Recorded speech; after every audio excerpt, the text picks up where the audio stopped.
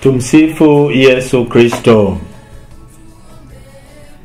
Naitwa Padre Lucas Mgaya, mkurugenzi wa mashirika ya kipapa Jimbo Katoliki la Njombe.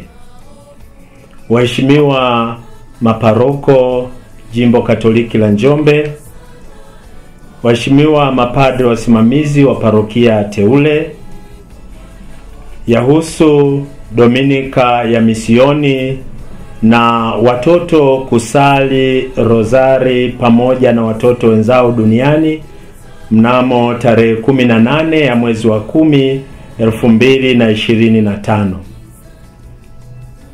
Ndugu zangu mapadre, husikeni sana na kichwa cha habari hapo juu.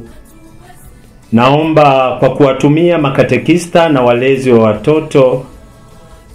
watoto waongozwe kusali rozari takatifu, mafungu ya rozari mnamo saa 3 asubuhi.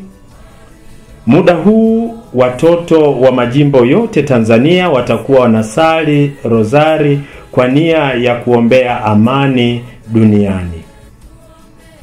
Waheshimiwa wasimamizi wa parokia teule za Nazareth na Nzenge, naomba mtusaidie watoto wafike kuungana na watoto wenzao kusali rozari muda huo hapa kanisa kuu. Na mnamo tarehe 19 mwezi wa 10 2025 ndio Dominika ya Misioni.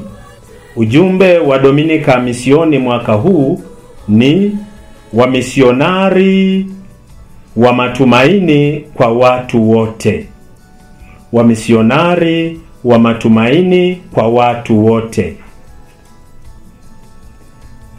Na wakumbusha waheshimiwa kutolea sala na ukarimu wa waamini kwa nia hiyo tu.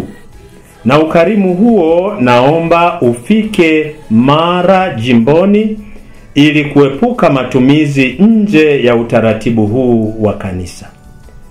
Na washukuru sana mapadre kwa utume huo mwema na kwa umisionari unaoendelea katika parokia zetu zote. Tumsifu Yesu Kristo.